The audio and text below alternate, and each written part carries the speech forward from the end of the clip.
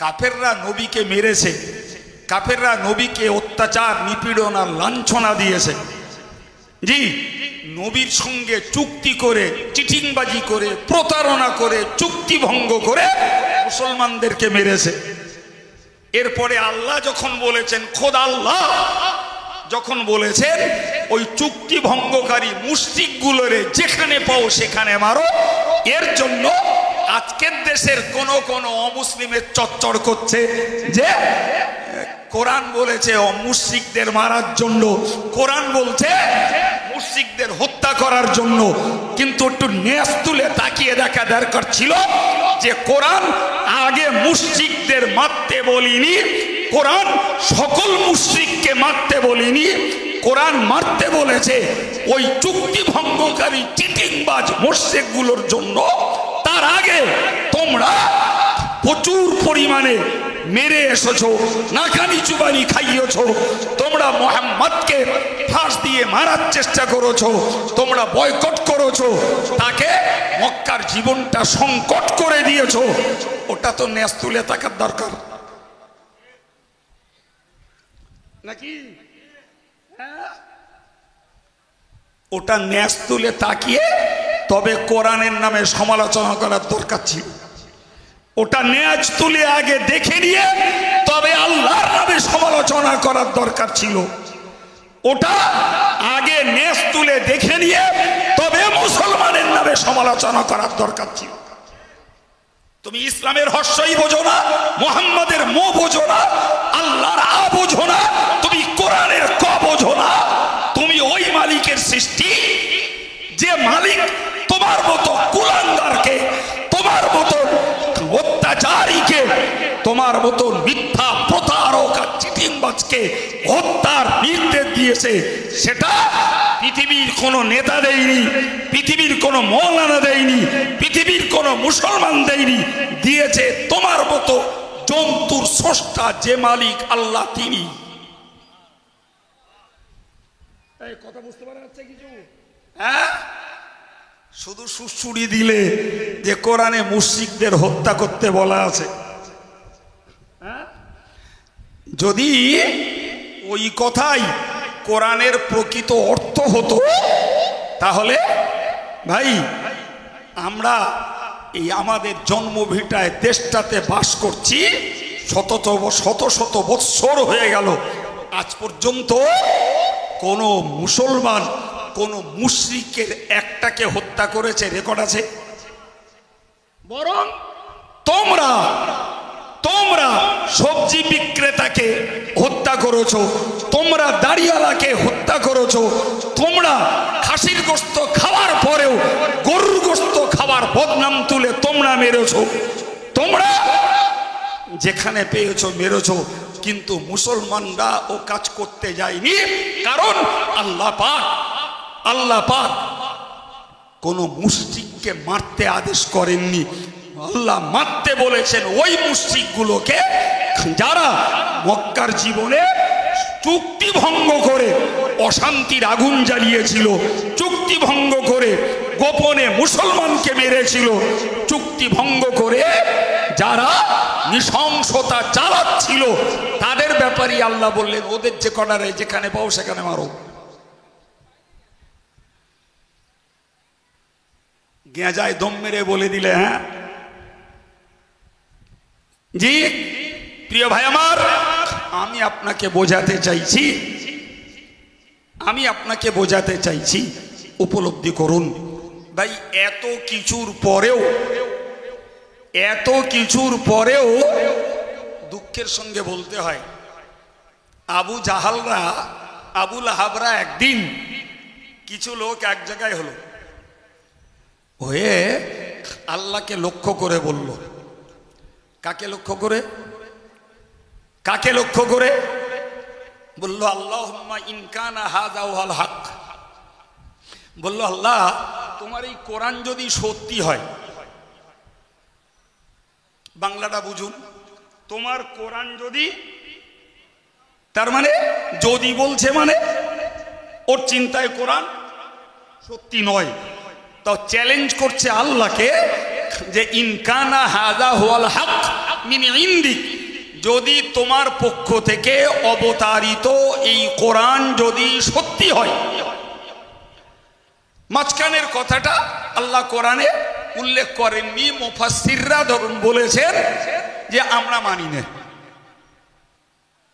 এই কথা সাজিয়ে নেন, তোমার কোরআন যদি সত্যি হয় হতে পারে, কিন্তু আমরা মানি না।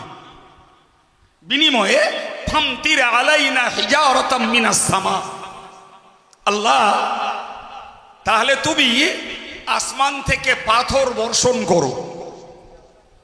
কি করো? কি করো ভাই? সামান্য শিলা বৃষ্টি হলে আমরা দৌড়ে ঘরের মধ্যে যাই, আর পরদিন মাঠে যেয়ে দেখি ফসলগুলো জাবনা কাটা মতন পড়ে আছে। ঠিক না ভুল? জি ভাই। আর এরা নিজেরা আল্লাহর কাছে চাইছে যে তোমার কোরআন যদি সত্যি হয়, আমরা মানি না, ফলে আমাদের উপরে পাথর বর্ষণ করো, ইতিনা বিআযাবিন আলীম, অথবা কোন যন্ত্রণাদায়ক শাস্তি আমাদের উপরে দাও। কথাটা বললো কারা? এই কাদের কথা বলেছি বাবু, ভুলে গেছেন না? মনে আছে কারা? আবু জাহালরা, আবু লাহাবরা দল বেঁধে বলল, ভাই আল্লাহ পাক পাথরও বর্ষণ করিনি, আর কোন যন্ত্রণাদায়ক শাস্তিও আল্লাহ দেয়নি। জি আচ্ছা, বলেন একেতে তুঙ্গে শয়তানি করছে, তুঙ্গে, আর তার উপরে এত বড় কথা বলল খোদা আল্লাহকে লক্ষ্য করে, আর আল্লাহ পাথরও বর্ষণ করলেন না, আর কোন শাস্তিও। নবী পাকের মনটা খুব ভেঙে গেল, কারণ শয়তানেরা যদি উপযুক্ত শাস্তি না পায়, তাহলে শয়তানির মাত্রা বাড়বে না কমবে? আর আবুল দেলদের দশা হলো তাই। ওরা দেখলো বারে আমরা এত বড় কথা বললাম, তা আমাদের ঘাড়ে পাথরও পড়লো না, আর যন্ত্রণাদায়ক শাস্তিও এলো না, তাহলে নিশ্চিত কোরআন ভ্রান্ত, কোরআন মিথ্যা, কোরআন সত্য নয়। সত্য হলে আমাদের উপরে কিছু একটা পড়তো। নাউজুবিল্লাহ বলে, সবাই মিলে বলে। তো নবীর মন খারাপ, যারা এত বড় কথা বললো, তারপরেও আল্লাহ এদের শাস্তি দিলেন না, তাহলে এদের দৌরত্ব, এদের অত্যাচার, এদের বিরোধিতা, এদের শত্রুতা, এদের প্রতিহিংসা আরো বেড়ে যাবে, যেটা স্বাভাবিক। তো কেউ না খবর রাখলেও নবীর দিলের খবর আল্লাহ তো রাখে নাকি? আমার আল্লাহ পাক কোরআন নাযিল করে বললেন, মা কানা আল্লাহু লিউআযিবাহুম ওয়া আনতা ফীহিম। ও নবী, তুমি মনে রাখো, আমি আল্লাহ পাক তোমায় জানিয়ে দিলাম, আমি আল্লাহ পাক জানিয়ে দিলাম, ওয়া মা লাহুম আল্লা ইউআযিবুহুমুল্লাহ, কেন ওরা শাস্তি পাবে না? কেন ওরা শাস্তি পাবে না? আজকের এই কথা বলেছে বলে শাস্তি পাবে না, না, এর আগেও ওরা শাস্তি পাওয়ার উপযুক্ত হয়ে রয়েছে। কারণ হলো ওহুম ইয়াসুদ্দুনা আনিল মসজিদিল হারাম, ওরা কাবায় নামাজ পড়তে বাধা দিয়েছে, ওরা মসজিদুল হারামে নামাজ পড়তে প্রতিবন্ধকতা সৃষ্টি করেছে, ওরা মসজিদ ভেঙেছে, ওরা অনেক কিছুই দৌরাত্ম্য চালিয়েছে, ফলে ওরা অবশ্যই শাস্তির উপযুক্ত ওরা আজকে হয়নি, অনেক আগে থেকেই হয়ে আছে, অনেক আগে থেকে। আজকে শুধু এই কথাটা বলেছে এর জন্য শাস্তির উপযুক্ত না। ওরা মসজিদ ভেঙেছে, ওরা আমার বান্দাদের মসজিদে নামাজ পড়তে বাধা সৃষ্টি করেছে, এবং আমার বান্দারা যখন মসজিদে নামাজ পড়তে গিয়েছে, ওরা এদের নামাজে বিঘ্ন ঘটাবার জন্য হাতে তালি দিয়েছে আর গালে সিটি বাজিয়েছে, যাতে এদের নামাজে বিঘ্ন ঘটে। এসব অপরাধ ওরা করে রেখেছে। তখনও আমি আল্লাহ ওদের শাস্তি বলেন দেইনি। ওরা ভেবেছে যে আমরা যেটা করছি এটা ঠিক, ওরা ভেবেছে এদের নামাজে বিঘ্ন ঘটাচ্ছি, ওইটা ঠিক। ওরা ভেবেছে মসজিদে নামাজ পড়তে যেতে দিচ্ছি না, এটাই আমরা সঠিক কাজ করছি। ওরা ভেবেছে যে আমরা বললাম কোরআন যদি সত্য হয় তাহলে আমরা মানি না, বিধায় আমাদের উপরে পাথর বর্ষণ হোক। তারপরেও যখন পাথর বর্ষণ হয়নি তাহলে কোরআন সত্য নয়। নবী এই কথাটার জন্য ওরা শাস্তির উপযুক্ত এটা নয়, বরং শাস্তির উপযুক্ত আগেই ওরা হয়ে আছে, তবে আমি দেইনি অন্য কারণে। শাস্তি দেইনি অন্য কারণে। কি সেটা একটু বুঝুন, একটু বুঝুন প্রিয় ভাইরা আমার। তাহলে আমি এই পর্যন্ত আলোচনায় আপনাদেরকে বুঝিয়েছি ওরা নবীর প্রতি অত্যাচার তো করিয়েছে, সাহাবাদের প্রতি অত্যাচারের স্টিম রুলার চালিয়েছে, তারপরেও বলছে কোরআন যদি সত্যি হয় মানি না কো পাথর আমাদের ঘাড়ে পড়ুক, অথবা কোনো শাস্তি দাও, তোমাদের নামাজ পড়তে দেবো না, তোমাদের মসজিদ ভেঙে দেবো। নামাজ পড়তে যাবা তুমি একটা নিরীহ মন নিয়ে, ওরা গেল 20-50 জন, গিয়ে একসঙ্গে হাততালি দিল, বিকট আওয়াজ, একসঙ্গে সবাই মিলে গালে শীষ বাজালো। আমি বলছি না, কোরআন বলছে ওমা কানা সালাতুহুম ইনদাল বাইতি ইল্লা মুকাআ ওয়া তাসদিয়া। নামাজের নামে কাবার কাছে ছিল ওদের কাজ গালে শীষ বাজানো আর হাতে তালি দাও। ওরা তো নামাজ পড়তো না, যে মুসলমানগুলো পড়তে যেত তাদের বিঘ্ন ঘটানোর চক্রান্তের একটা পদ্ধতি ওই। আল্লাহ বললেন নবী ওরা শাস্তির উপযুক্ত অনেক আগে থেকে হয়ে আছে, আমি দিইনি একটা কারণে। মা কান আল্লাহু লিউআযিবাহুম ওয়া আনতা ফীহিম। আমি আল্লাহ পাক আমার জন্য সমীচীন মনে করি না। আল্লাহ নিজে বলছেন মা কান আল্লাহু লিউআযিবাহুম, আমি আল্লাহর নীতি এটা নয় তুমি যাদের মাঝে আছো আমি ওই অবস্থাতে ওদেরকে শাস্তি দিয়ে ধ্বংস করে দেব। জোরে একটু সুবহানাল্লাহ বলেন। এবার একটু একদম প্লেন ভেবে বলুন দিন, কাফেররা অত্যাচার করে, অবিচার করে, অনাচার চালিয়ে তারা সুস্থ অবস্থায় বেঁচে গেছে, রোজগার করেছে, মাতব্বরি করেছে, জি, এবং রাসূল এবং সাহাবাই কেরামদের বিরুদ্ধে তারা নিষ্পেষণ চালিয়ে গেছে। এরপরেও ওরা ধ্বংস হয়নি, ওদের ঘাড়ে পাথর পড়েনি, ওরা সমূলে আযাবে ধ্বংস হয়নি, কেবলমাত্র আমার নবীর খাতিরে। আর একটু জোরে বলেন। আল্লাহ নিজেই বললেন, আলেমদেরকে জিজ্ঞাসা করুন, আল্লাহ বললেন মা কান আল্লাহু লিউআযিবাহুম, আমি আল্লাহ আমার নীতি নয়, আমার জন্য সমীচীন নয় ওদেরকে আযাব দেব এই অবস্থায় আনতা ফীহিম, যে তুমি তাদের মধ্যে থাকবে আর আমি ওই অবস্থায় আযাব দিয়ে ধ্বংস করে দেবো, তোমার খাতিরে ওদেরকে ধ্বংস করিনি। কিছু বলা যাচ্ছে বাপ? হ্যাঁ ভাই, আজকের আবুল আহাব, আজকের আবু জাহাল, আজকের ওতবা সাইবা রবিয়া ওলিদ, আজকের ফেরাউন হামান নমরুদ কারুন সাদ্দাত, এরা আন্দাজ করে পাচ্ছে না গো, এরা আন্দাজ করে পাচ্ছে না। জি, মনে মনে ভেবেছে আমরা মসজিদের বিরুদ্ধে বলছি, মাদ্রাসার বিরুদ্ধে বলছি, দাড়ির বিরুদ্ধে বলছি, টুপির বিরুদ্ধে বলছি, কোরআনের বিরুদ্ধে বলছি। আল্লাহ বলে কেউ যদি থাকতো তাহলে আমাদের একটা অ্যাকশন নিত। মানে এত কিছু করছি তাও আমার কোনো অ্যাকশন হয় না, মানে আমরা একদম খাঁটি জায়গায় খাঁটি কাজ করছি। এইরকমটাই ভেবেছিল 1400 বছর আগের আবুল আহাবরা। এই কথা বুঝতে পারছেন কিছু? এদের ওনেজ উঠেনি।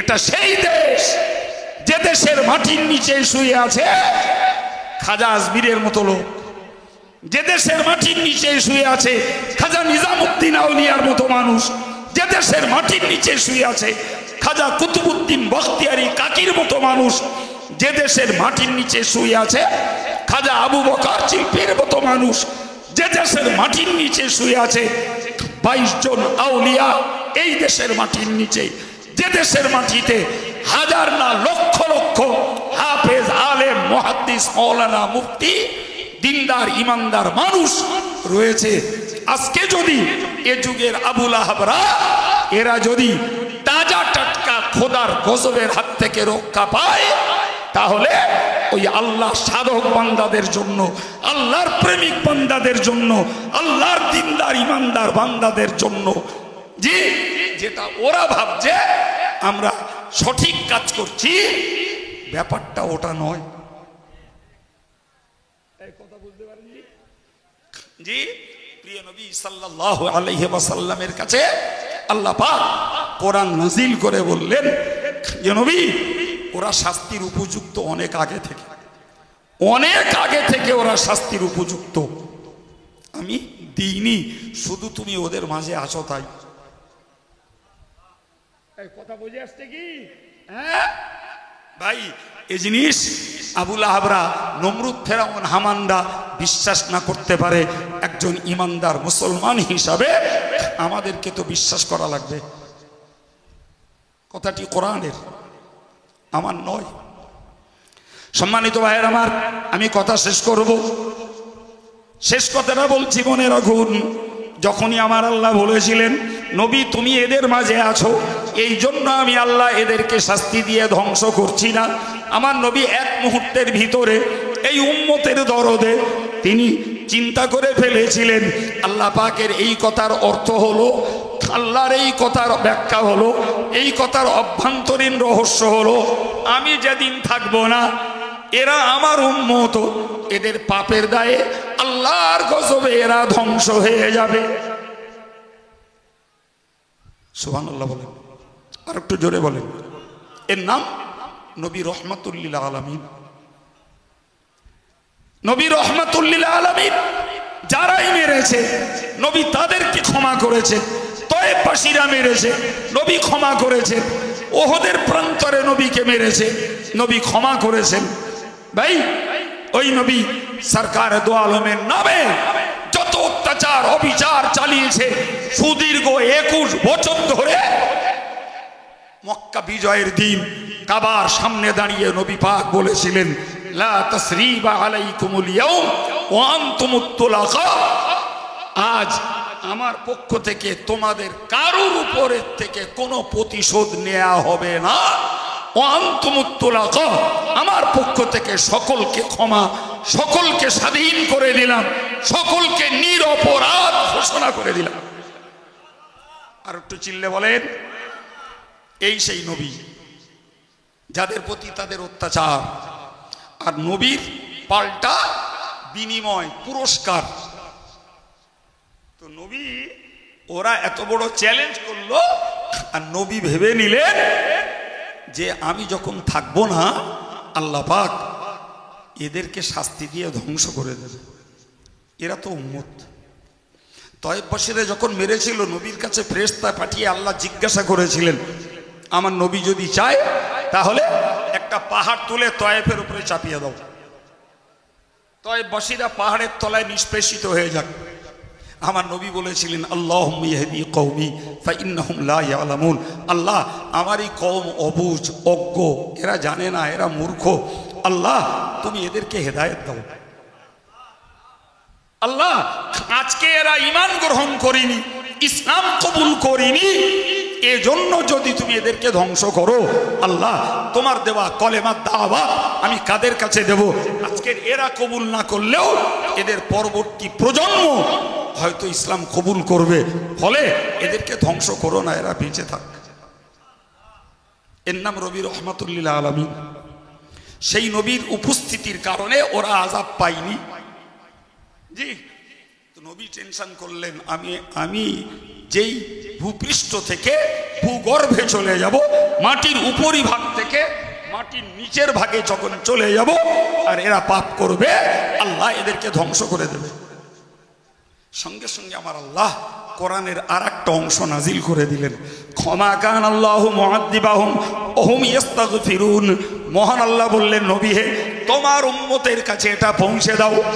ওরা যত পাপ করুক, যত অপরাধী হোক না কেন, ওরা যদি আমার কাছে ইস্তেগফার করে, পাপ করে যদি ক্ষমা চায়, আমার কাছে অনুতপ্ত হয়, পাপের জন্য অনুশোচনা করে, লজ্জিত হয়, আমি আল্লাহ কথা দিচ্ছি তুমি থাকতে যেমন ওদেরকে ধ্বংস করে দেব না, তুমি না থাকলেও পাপ করে ওরা ক্ষমা চাইলে আমি আল্লাহ ওই ক্ষমা চাইবার বরকতে ওদেরকে ধ্বংসের হাত থেকে হেফাজত করব।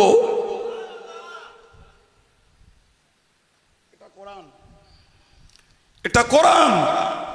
প্রিয় ভাইরা আমার, আমি বক্তব্য ছাড়তে যাচ্ছি। আমি আপনাদের কাছে যে কথাটাই কমপ্লিটলি বোঝানোর চেষ্টা করেছি এই অল্প সময়ের ভিতরে, আমি আপনাদেরকে বোঝাতে চাইছি ভাই, বিধর্মীরা ইসলামটাকে কোন চোখে নেবে, কোরআনের ব্যাপারে কি মন্তব্য করবে, তারা দাড়ি টুপির ব্যাপারে কি মন্তব্য করবে, মসজিদ মাদ্রাসার ব্যাপারে কি বিশুদ্ধগার করবে, ওটা সাইডে রাখুন। রেখে আমরা অন্তত পারিবারিকভাবে আমরা একটু নিজেরা সমীক্ষা করি যে সত্যি আমরা যে পাপগুলো করছি, আমাদের পাপের দায়ে আমরা আল্লাহর কাছে শাস্তির উপযুক্ত নই তো? যদি আমাদের বিবেক বলে হ্যাঁ, আমি না করি আমার ভাই করে, আমি না করি আমার স্ত্রী করে, আমি না করি আমার ছেলে করে, আমার ছেলে করে না আমি করি, আমার ভাই করে না আমার ভাইপোটা করে, তাহলে কোরআনের এই ফর্মুলাটা আমাদের কাজে লাগাতে হবে যে যদি আল্লাহর আযাবে গজবে, সে গজব হতে পারে প্রাকৃতিক, সে গজব হতে পারে কোন অত্যাচারী শাসকের দ্বারা, সে গজব হতে পারে কোন অত্যাচারী নেতৃত্বের দ্বারা, সে গজব হতে পারে হিংস্র চরিত্রের মানুষদের দ্বারা। সবের মূলে একটা কথা আমাদের স্বীকার করতে হবে, আল্লাহ আমরা পাপী, তুমি মাফ করে দাও। এটাই কোরআন শিখিয়েছে আমাদের, ওটাই কোরআন আমাদের শিখিয়েছে। নবী তুমি থাকবে না তো কি হয়েছে, তোমার উম্মত যদি পাপ করে ক্ষমা চায়, আমি তাদেরকেও আমি আযাব গজব থেকে রক্ষা করব। ক্ষমাটা তাদের চাওয়া লাগবে। প্রিয় ভাইরা আমার, সুতরাং আমি আমার জাত কওমের কাছে দাঁড়িয়ে গোড়ায় বলেছিলাম জি, আমরা আমাদের নিজের আন্ডারটেকিং, নিজের পরিবারের মেম্বার্স যারা, এদেরকেই সামলাতে পারছি না, এদের ভিতরে ইসলামটাকে প্রতিষ্ঠিত করতে পারছি না, এদের ভিতরে কোরআনের শিক্ষাটাকে আমরা বাস্তবায়ন করতে পারছি না। সুতরাং অন্যের উস্কানি বলি আর অন্যের বিশুদ্ধগার বলি, তাতে আমাদের শুধু কুন করে লাভ হবে না বাপ। যদি লাভ করতে হয় তাহলে অন্তত পারিবারিকভাবে আমাদের পরিবারটাকে ইসলামের পথে প্রতিষ্ঠিত করতে হবে, এবং এরপরেও আমাদের নিজস্ব পাপ আচরণের জন্য আল্লাহর কাছে ক্ষমা চেয়ে নিজেদের অসহায়তা, নিজেদের দুর্বলতা, নিজেদের অপারগতা আল্লাহর কাছে পেশ করলে অসহায়ের সহায় তিনি, দুর্বলের জন্য সবল তিনি, অত্যাচারিতের জন্য সাহায্যকারী একমাত্র তিনি। ঠিক না ভুল? বিশ্বাস করুন, আমরা ফর্মুলা ভুলে গেছি, আমরা ফর্মুলা ভুলে গেছি। ফর্মুলা ভুলে যে শুধুই আমরা কিছু রাষ্ট্রীয় নিয়ম পালন করছি, রাষ্ট্রীয় কিছু নিয়ম, মিটিং মিছিল সভা সমাবেশ, জি আন্দোলন ধর্ণা কেস, এগুলো সব রাষ্ট্রীয় নিয়ম। কথা বলেন ঠিক না ভুল? কিন্তু আল্লাহ শিখিয়েছেন সম্পূর্ণ ভিন্ন একটা আধ্যাত্মিকতার নিয়ম, আর সেটাই আমাদের কাছে বড় অভাব। আল্লাহ বোঝার তৌফিক দেন। পরিশেষে আপনাদেরকে বলবো, নিশ্চিত মনে রাখুন, এটি একটি শিক্ষা প্রতিষ্ঠান যেখানে মেয়েদের দিন শিক্ষার উপরে তৈরি করা হয়। ভাই, অন্য জায়গায় আছে ছেলেদের প্রতিষ্ঠান, তো ছেলে হোক আর মেয়ে হোক, ধর্মশিক্ষা, ধর্মীয় শিক্ষা যেমন প্রয়োজন, তেমন এর বাস্তবায়ন প্রয়োজন। কারণ শিক্ষার পরে যদি বাস্তবায়ন না থাকে, তাহলে সেই শিক্ষাটাই হয় তার শত্রু। আমরা কেউ বই পুস্তক পড়ে, কেউ বা অজনসিহত শুনে একটা কথা স্পষ্ট বুঝে গেছি যে ইসলামটাকে শিক্ষার ভিতর দিয়ে হোক আর আমলের ভিতর দিয়ে হোক প্রতিষ্ঠিত করতে যেয়ে হযরত আদম আলাইহিস সালাম থেকে শুরু করে আজ অবধি একটা বিপরীত পরিস্থিতি মোকাবেলা করি ইসলামটাকে এবং ইসলামী শিক্ষাটাকে এবং ইসলামী জীবনটাকে গড়তে যেয়ে বিপরীত পরিস্থিতির মোকাবেলা করেই চলতে হচ্ছে। আবার বলছি, হযরত আদম আলাইহিস সালাম থেকে শুরু করে আজ অবধি ইসলাম ধর্মটাকে গ্রহণ করার জন্য বলি আর ইসলামী শিক্ষাটাকে বাঁচিয়ে রাখার জন্য বলি আর ইসলামী জীবনটাকে গড়ার জন্য বলি, সর্বকালই একটা বিপরীত পরিস্থিতির মোকাবেলা করেই চলতে হচ্ছে। কথাটা সত্যি না মিথ্যা? খানিকক্ষণ আমার সঙ্গে গল্প করুন। যদি এটাকে আমরা সত্য বলে বুঝি তাহলে আমাদেরকে ব্যাকের রেকর্ড দেখে একটা সিদ্ধান্ত নিতে হবে। আপনি ব্যক্তি জীবনে, পারিবারিক জীবনে, সামাজিক জীবনে ইসলামটাকে জিন্দা রাখবেন, ইসলামী শিক্ষাটাকে আপনি বাঁচিয়ে রাখবেন, ইসলামী জীবনটাকে আপনি নিজে তৈরি করবেন। নিঃসন্দেহে কোনো পরিবেশেই আপনি নিরাপদ নন, কোনো পরিবেশেই আপনাকে অবাধভাবে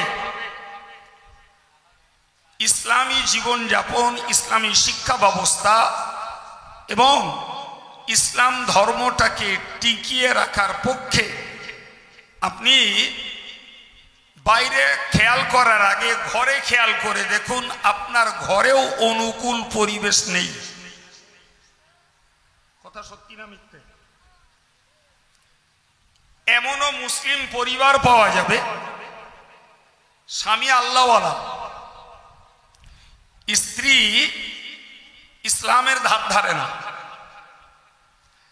বাপ মা অর্থাৎ স্বামী স্ত্রী দুজনাই ধার্মিক ধার্মিকা, তাদেরই ঔরসের আর গর্ভস্থ সন্তানেরা তারা ইসলামটাকে কার্যত মূল্য দেয় না।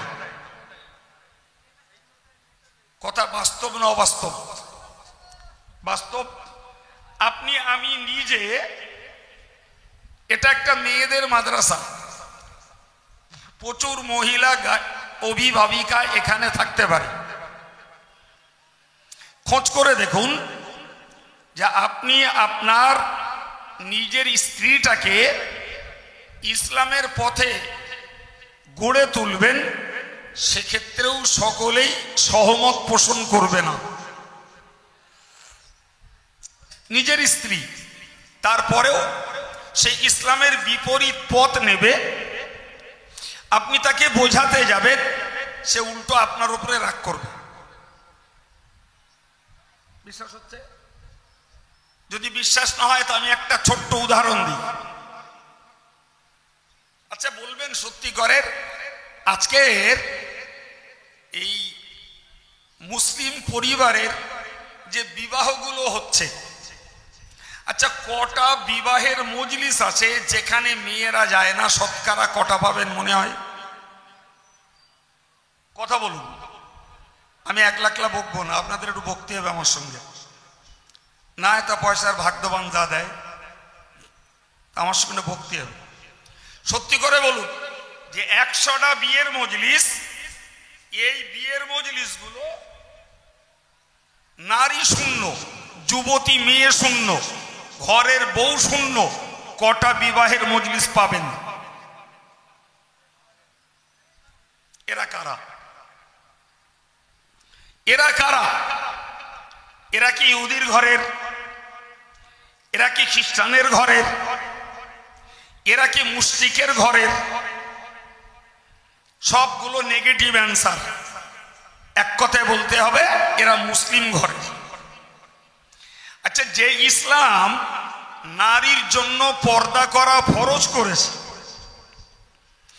সেই ইসলামটাকে বুড়ি আঙুল দেখিয়ে আমাদের পরিবারের মেয়েরা রীতিমতো নগ্ন সাজে, নায়িকার সাজে সজ্জিতা হয়ে তারা বিয়ে বাড়িতে হাজির।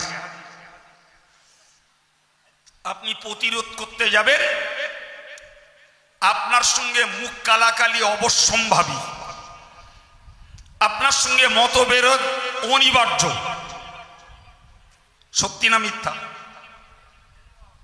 ভাই, পরের কাছে ইসলাম প্রতিষ্ঠিত করার আগে যদি নিজের ঘরে আমি ইসলাম প্রতিষ্ঠিত করতে অপারগ হয়ে যাই, সেখানে যদি আমি অক্ষম হই, তাহলে অন্যের কাছে ইসলামের আদর্শ আর ইসলামের স্বচ্ছতা আর ইসলামের সত্যতা প্রচার করব, প্রতিষ্ঠিত করব, ব্যাপারটা নিশ্চিত বাধা মুক্ত নয়।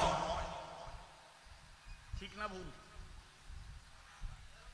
আজকের মুসলিম ঘরের যুব সমাজটাকে যদি আমরা মূল্যায়ন করি, সেখানেও দেখতে পাবো যুব সমাজ পর্নোগ্রাফিতে, চিত্ত বিনোদনে এবং চরিত্র হরণে যে পরিমাণ মেতে উঠেছে, তাদেরকে বাঁচিয়ে আনা অত্যন্ত দুষ্কর।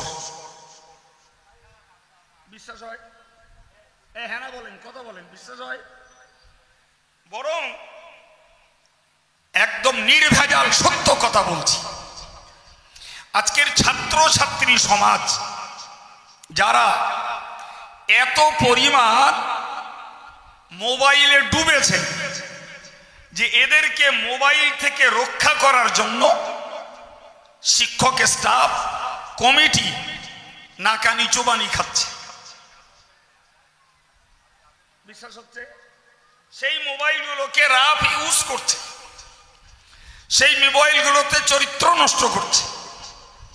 সংখ্যা যেটা কটাই হোক, সেই মোবাইলগুলোকে হারাম প্রোগ্রামে ব্যবহার করছে। কমিটি মাদ্রাসা চালাবে, শিক্ষকরা এডুকেশন শিক্ষা ব্যবস্থা চালাবে না, ছাত্র ছাত্রীদের দুশ্চরিত্র গঠনের পথে বাধা দিয়ে তারা তাদের টেনশন আর কাজ বাড়াবে। আমার কথাগুলো কিছু বোঝা যাচ্ছে? তাহলে আমরা মেয়ে মহল দেখছি, যুবক মহল দেখছি, ছাত্র ছাত্রী মহল দেখছি। অত্যন্ত বেদনার সঙ্গে ভাবতে ইচ্ছা করছে যে আমরা, এরা আমাদের আন্ডারটেকিং, এরা আমাদের পরিবারভুক্ত, এরা আমাদের অধীনস্থ, এরা আমাদের কষ্টোপার্জিত রোজগারের উপভোগী। তারপরেও তাদের মাঝে আমরা কোরআনী বিধানকে, ইসলামী শাসনকে দেশে নয়, পার্টিকুলার নিজের জীবনে বাস্তবায়িত করতে আর করাতে আমরা দুর্বল। কি বলছেন? ঠিক না ভুল?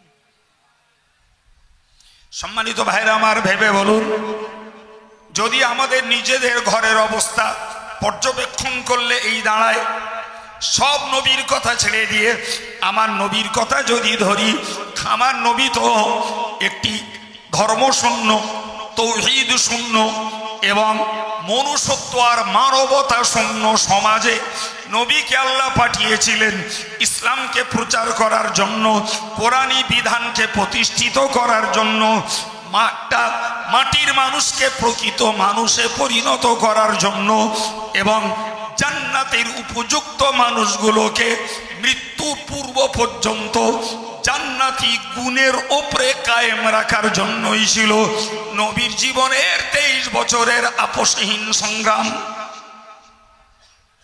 মেরে নয়, ধরে নয়, যে অত্যাচার করে নয়, লোভ দেখিয়ে নয়, নবী ইসলামটাকে তাদের মাঝে ছড়িয়েছেন সত্যতার বাণী দিয়ে, খোদার ভয় দেখিয়ে এবং তাদের প্রতি সুব্যবহার করে। এরপরেও অবাক কাণ্ড, আশ্চর্য ব্যাপার, ভালো করে খেয়াল করুন। ওই নবীকে এদের কাছে শুনতে হয়েছে যে মোহাম্মদ মস্তিষ্ক বিকৃত। ওই নবীকে শুনতে হয়েছে মোহাম্মদ পাগল। ওই নবীকে শুনতে হয়েছে মোহাম্মদ মিথ্যাবাদী। ওই নবীকে শুনতে হয়েছে মোহাম্মদ চরিত্রহীন। ওই নবীকে শুনতে হয়েছে মোহাম্মদ ধর্মত্যাগী। আধুনিক কালে ওই নবীকে শুনতে হলো মোহাম্মদ সন্ত্রাসী। ওই নবীকে শুনতে হলো মোহাম্মদ একজন ধর্ম ব্যবসায়ী। সবাই মিলে একবার চিল্লে বলুন। পালা করে বলতেছেন? একবার সবাই মিলেমিশে বলা যাবে না? আর একটু চিল্লে বলুন, শয়তানের একটু লজ্জা লাগুক। নাউজুবিল্লাহ। এগুলো কোরআনের জ্বলন্ত জ্বলন্ত তথ্য। আমি একটা করে তথ্য তুললে রাত 3টে বাজবে, আমারও শক্তিতে কুলাবে না, আর ময়দানে আপনাদেরকেও পাওয়া যাবে না। আমি শুধু সার কথাটা আপনাদের মাথায় দিচ্ছি। প্রিয় ভাইরা আমার, আমি আগে বুঝিয়েছি আমার ঘরে আমি ইসলাম প্রতিষ্ঠিত করতে দুর্বল, অক্ষম, মেয়ে মহলে, যুবক মহলে এবং পার্সোনালি একটা মুসলিম তার জীবনে ইসলামটাকে কার্যত স্বীকার করবে, ইসলামটাকে কার্যত প্রমাণ করবে নিজের জীবনে, এর অভাব প্রচুর। ভিন ধর্মের লোকের কাছে রাসূলুল্লাহ ইসলামটাকে প্রতিষ্ঠিত করেছেন, বিনিময়ে মৌখিকভাবে এগুলো রসুলের পাওনা হয়েছে। এগুলো এছাড়া দৈহিকভাবে রসুলকে মার খেতে হয়েছে, সাহাবায়ে কেরামদের জীবন দিতে হয়েছে, দৈহিকভাবে তাদেরকে সমাজ বয়কটের জীবন পালন করতে হয়েছে, দৈহিকভাবে তাদেরকে রীতিমতো টর্চার হতে হয়েছে, রসুলকে জানে মারার চক্রান্ত করা হয়েছে। ভাই, কথাগুলো আমরা আজকে নতুন শুনছি না, ইতিপূর্বে শুনে আছি? একটু বলেন জোরে। আমরা কি ইতিপূর্বে শুনিনি? কোনোদিন শুনেছি। প্রিয় ভাইরা আমার, এরপরেও রাসূলুল্লাহ পাহাড়ের মতো ধৈর্যের পরিচয় দিয়ে তার ডিউটি তিনি পালন করে গেছেন। সুবহানাল্লাহ বলেন, আর একটু জোরে বলেন। সম্মানিত ভাইরা আমার, আল্লাহর কোরআন বলেছে ওয়াইযাম কুরুবিকাল্লাযীনা কাফারু লিউসবিতুকা। ও নবী, ওই বিরোধী শক্তিরা তারা চক্রান্ত করছে তোমাকে বন্দী করবে বলে, আও ইয়াকতুলুকা, অথবা তোমাকে হত্যা করবে বলে, আও ইউখরিজুকা, অথবা তোমাকে দেশ ছাড়া করবে বলে তারা চক্রান্ত করছে। মনে রাখো নবী, ওয়ায়ামকুরুনা ওয়ায়ামকুরুল্লাহ, ওরা চক্রান্ত করে আর আমি আল্লাহ ওদের চক্রান্তকে ভেস্তে দেই। আর একটু জোরে বলেন। তাই কোরআনের সত্যতার জায়গায় দাঁড়িয়ে আমরা অকপটে স্বীকার করতে বাধ্য, নবী ইসলামটাকে প্রচার করেছেন শুধু শ্রম দিয়ে না, শুধু সময় দিয়ে না, জীবন বাজি রেখে। ঠিক না ভুল? এবং সম্পূর্ণ ক্ষুধার্ত অবস্থাতে বয়কট জীবন পালন করে। সর্বোপরি তারা নবীকে মুহুর্মুহু দেশান্তরিত করার, দেশ থেকে তাড়িয়ে দেওয়ার চক্রান্ত চালিয়েছে। কোনো অংশে কম করি। প্রিয় ভাই আমার, বিস্তার কথা বলার সময় মনের মধ্যে নেই, তবুও যতটুকু না বললে নয় ততটুকু বলছি। ততটুকু ভাই, আমরা যে দেশটাতে বাস করি, দেশটা আমার প্রিয় দেশ, এটা আমার মাতৃভূমি, এটা আমার জন্মভূমি। সুতরাং ধনী আর গরিব, শিক্ষিত আর মূর্খ, নিঃসন্দেহে প্রত্যেক প্রত্যেকের নিজস্ব জন্মস্থানের প্রতি আন্তরিকতা, প্রীতি, ভালোবাসা থাকাই স্বাভাবিক। না খেয়ে মরতে রাজি, তবে নিজের জন্মভিটা ছাড়তে কেউ রাজি না। পরদেশিতে রাজকীয় খাবার খাবার তুলনায় স্বদেশে শাক ডাল এর কাছে নিঃসন্দেহে অনেক অনেক তৃপ্তির খোরাক। ঠিক না বল ভাই? কোরআন শরীফে আল্লাহ বলছেন, ওয়াকালাল্লাযীনা কাফারু লিরুসুলিহিম লানুখরিজান্নাকুম মিন আরদিনা। কাফেররা রসুলদেরকে বলেছিল, লানুখরিজান্নাকুম মিন আরদিনা, তোমাদেরকে আমাদের দেশ থেকে বার করে দেব। কাদেরকে বলছিল? কথা বলেন, কথা ক্লিয়ার বুঝে নেন। বলছিল কাফেররা। কাদেরকে? মুসলমানদেরকে না, স্পেশালি রসুলদেরকে বলছিল। আরে রসুল মানে তারা আল্লাহ পাকের প্রোটেক্টেড ম্যান, আল্লাহর পক্ষ থেকে তারা সুরক্ষিত। রসুল মানে আল্লাহর পক্ষ থেকে তারা দায়িত্বপ্রাপ্ত। রসুল মানে আল্লাহর পক্ষ থেকে তারা সাহায্যপ্রাপ্ত। রসুল মানেই আল্লাহ পাকের দেওয়া কাজ করার তারা পৃথিবীর এক একজন দায়িত্বশীল। ঠিক না ভুল? তাহলে আমরা যদিও পৃথিবীর সৃষ্টি বান্দা হিসাবে আল্লাহ পাকের এই বিশ্ব পরিবারের একজন সদস্য। আবার বলছি, একটি হাদিসে এসছে, আল খলকু কুল্লুহুম আয়ালুল্লাহ, গোটা সৃষ্টিটাই আল্লাহর একটা পরিবার। সুবহানাল্লাহ বলেন, গোটা সৃষ্টিটাই। তাহলে তাতে মুসলিম থাকুক, কাফের থাকুক, মুশরিক থাকুক, ইহুদি থাকুক, বৌদ্ধ থাকুক, তেলেগু থাকুক, তামিলি থাকুক, আর্য থাকুক, অনার্য থাকুক, গুজরাটি থাকুক, মারাঠি থাকুক, আর গরু থাকুক, আর ছাগল থাকুক, আর পিঁপড়ে থাকুক, আর উই পোকা, সার পোকা থাকুক, এরা সব আল্লাহর পরিবারের সদস্য। সুবহানাল্লাহ বলে। এদেরকে কে সৃষ্টি করেছে? তাহলে এরাও আল্লাহর পরিবারের, জোরে বলেন, সদস্য। এরপরে নিশ্চিত মনে রাখতে হবে, এই গোটা পরিবারভুক্ত সদস্য যারা, এদের মধ্যে শ্রেষ্ঠ সদস্য হলেন আল্লাহ পাকের নবী এবং রসুলগণ। ঠিক না ভুল বাবা? ঠিক। সেই রসুলদেরকে বলল, তোমাদেরকে দেশ থেকে তাড়িয়ে দেব। কথাটা শুনলে মনে হবে দেশ যেন ওদের পৈতৃক সম্পত্তি। কথাটা শুনে বললে মনে হবে দেশ যেন ওদের মালিকানা সম্পদ। সুতরাং আমার দেশে তোমাদের থাকতে দেবো না। মামুর বাড়ির আবদার। ভাই বুকে হাত দিয়ে বলুন, সেদিনের কথা আর আজকের দিনের কথা, দুটোর পার্থক্য কোথায়? এই কথা বলেন। পার্থক্য আছে? এক বিন্দু পার্থক্য নেই। সেদিনের কথা যে আজকের কথা তাই।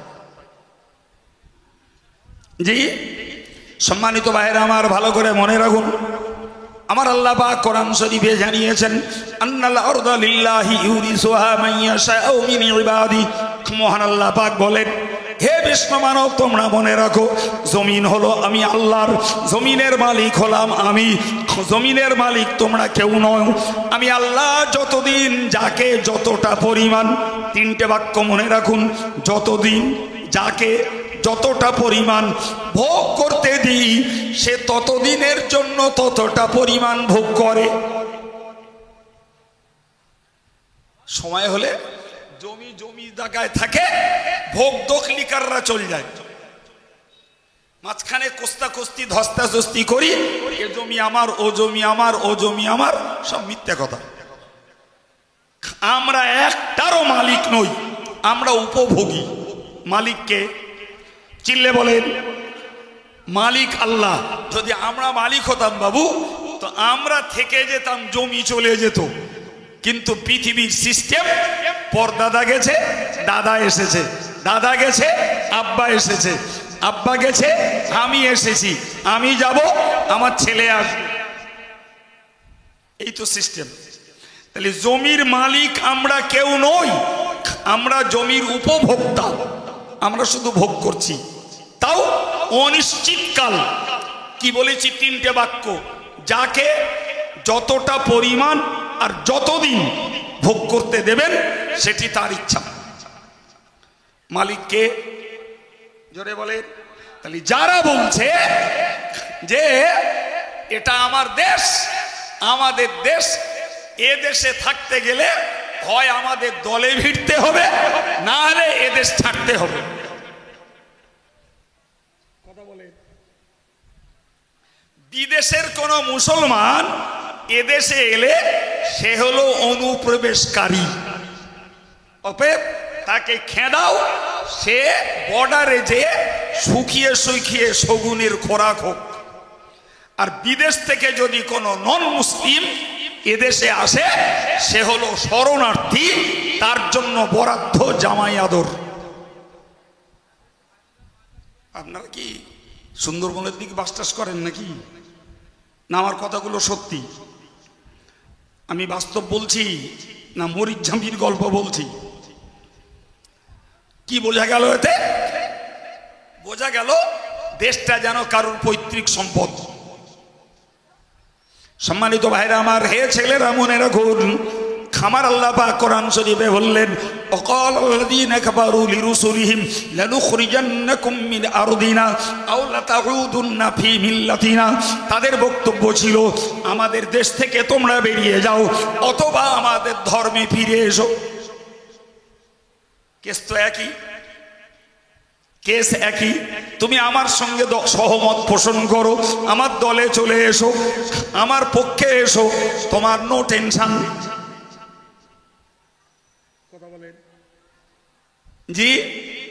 প্রিয় ভাইরা আমার, আমার আল্লাহ বললেন, নবী হে শোনো, আমি আল্লাহ তোমাদেরকে বলছি, ফাওয়াহা ইলাইহিম রাব্বুহুম লানুহলিকান্নায যালিমিন। কোনো চিন্তা নাই, কোনো টেনশন নিও না, কোনো দুশ্চিন্তায় ভুগো না। আমি আল্লাহ পাক জানিয়ে দিলাম, ফাওয়াহা ইলাইহিম রাব্বুহুম, রাসূলদের কাছে আল্লাহ ওহী পাঠিয়ে বলে দিলেন, লানুহলিকান্নায যালিমিন, ওই অত্যাচারী ফেরাউন, অত্যাচারী হামান, অত্যাচারী নমরুদ, এদেরকে আমি আল্লাহই ধ্বংস করে দেব। আচ্ছা এক কাজ করি, হ্যাঁ এদের বলি খিচড়িটা খাইয়ে দেখ, দেখে একটু ইঞ্জিনি জোর হয় কি, যদি সুবহানাল্লাহ একটু জোর হয়। যা সুবহানাল্লাহ বলতেছেন মনে হচ্ছে জানো আজকে 30 রোজা পার হলো। একটু মন খুলে অন্তত আল্লাহর খুশিতে একটু সুবহানাল্লাহ বলেন। আল্লাহ যে এত সুন্দর একটা পুরস্কার ঈমানওয়ালাদের দিলেন, যে তোমাকে বলছে হয় আমাদের দলে মতে ফেরো, না হলে আমার দেশ থেকে বেরিয়ে যাও। আমার আল্লাহ বলছেন আমি ওই অত্যাচারীদেরকে ধ্বংস করে দেব। সুবহানাল্লাহ। কি গো, এই বার্তাটা আমাদের জন্য কি তৃপ্তির নয়? হ্যাঁ, তবে আল্লাহ পাক বললেন, নবী শুধু ওদেরকে ধ্বংস করে দেব না, ওয়ালানুসকিনান্নাকুমুল আরদ, এবং তোমার জন্মভিটে, তোমার জন্মস্থানে, তোমার মাতৃভূমিতে আমি আল্লাহ তোমাদেরকে থাকতে দেব। এ ঘোষণা কার? তবে তোমাদেরকে দুটো কাজ করা লাগবে। নাম্বার 1, যালিকা লিমান খাফা মাকামি, প্রথমটা হলো আমাকে ভয় করা লাগবে, অখাফা ওয়াঈদ। আর দ্বিতীয়টা হলো আমি আল্লাহ কবরের আযাব, হাসরের আযাব, পুলসিরাতের আযাব, জাহান্নামের আযাব, এই জাতীয় যত আযাবের ভয় দেখিয়েছি, ওই আযাবের ভয়গুলো তোমাদের করা লাগবে। আমারে ভয় করো, আর আমি যে আযাবের ঘোষণাগুলো দিয়েছি ওইগুলোরে ভয় করো। কটা গুণ লাগবে বাবা? জোরে বলেন, কটা গুণ বলেছি? একটা হলো আল্লাহকে ভয় করতে হবে, আর একটা হলো আল্লাহ যে আযাবের ঘোষণাগুলো দিয়েছেন ওই ঘোষণাগুলোকে ভয় করতে হবে। খুললে আল্লাহর ঘোষণা, তোমাদের অত্যাচারীদেরকে ধ্বংস করে তোমার জন্মভিটেই তোমারে থাকতে দেবো। একটু বলবেন বাবা, আল্লাহর কথা খেলাফ হয়? খেলাফ হয় না, মাশাআল্লাহ। আমাদের আকীদা ঠিক আছে। তাহলে বুঝতে হবে এরপরে যদি আমরা এই টেনশানে ভুগি, ওই বোধহয় তাড়িয়ে দিলে, ওই বোধহয় কিছু একটা করলে, ওই বোধহয় আমাদের খেলো ধরলো, ওই বোধহয় কামড়ে নিলে, তাহলে বুঝতে হবে এর ভিতরের গুপ্ত রহস্য হলো আমাদের মধ্যে আল্লাহর ভয়ের অভাব, আর আল্লাহ যে আযাবের ঘোষণাগুলো দিয়েছেন ওইগুলো বিশ্বাসের অভাব। আপনাদের জ্ঞানের আলোয় একটু বিবেচনা করে বলবেন কথাটা সত্যি না মিথ্যে? সত্যি। জি প্রিয় ভাই, সত্যি কতটা আমি আপনাকে একটু একটু ভাবনা চিন্তা করাচ্ছি, একটু বুঝুন। জি ভাই, সেই শিক্ষাটাই চলে যায় তার এগেইনস্টে। জি আমি নামাজ পড়তে হয় এটা শিখেছি, নামাজ আমি পড়ি না, দ্যাট মিন্স আমার ওই নামাজ পড়তে হয় শিক্ষাটাই পরবর্তীতে আমার জাহান্নামে যাওয়ার কারণ। কথা ঠিক না বল? আমি নামাজ পড়ি না, শিখেছি পড়তে হয়। জি তাহলে সেটাই হবে আমার জন্য শাস্তির কারণ, ঠিক না বল? ফলে আমি আপনাদেরকে বলবো, আমরা কেউ শিক্ষা দরদি, কেউ শিক্ষার সহযোগী, কেউ আমরা অভিভাবক, কেউ অভিভাবিকা, আমাদের ছেলে মেয়েরা দিন শিক্ষার ছাত্রছাত্রী, সবাইকে নিয়ে আমার আলোচনা যে আমরা শিক্ষাটাকে জীবনে কাজে লাগাই, door to door, man to man.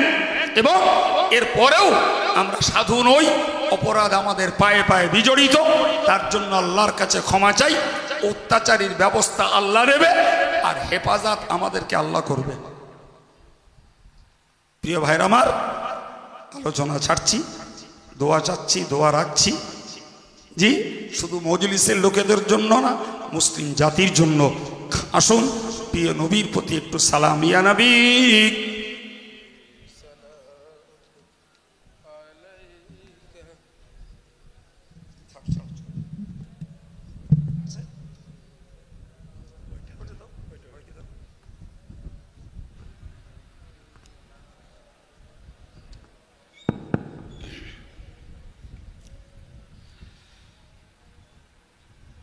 নবীদের সরদার সাজিয়া আসিলেন ধরায় নামিয়া, উম্মতের এতিম করিয়া শুইলেন মদিনা মুনাওয়ারা। ইয়া নবী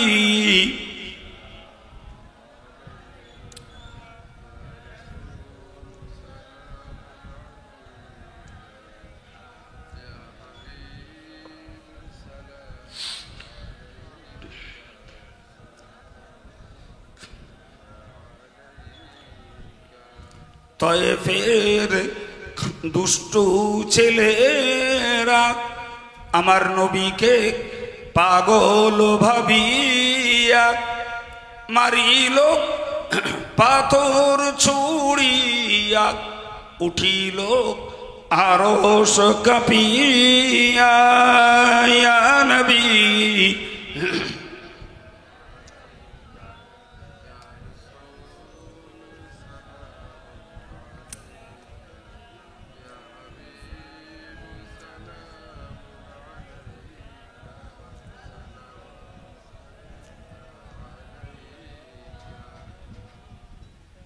আমরা যে নবীর দিওয়ানা, তিনি যে মোদের ঠিকানা।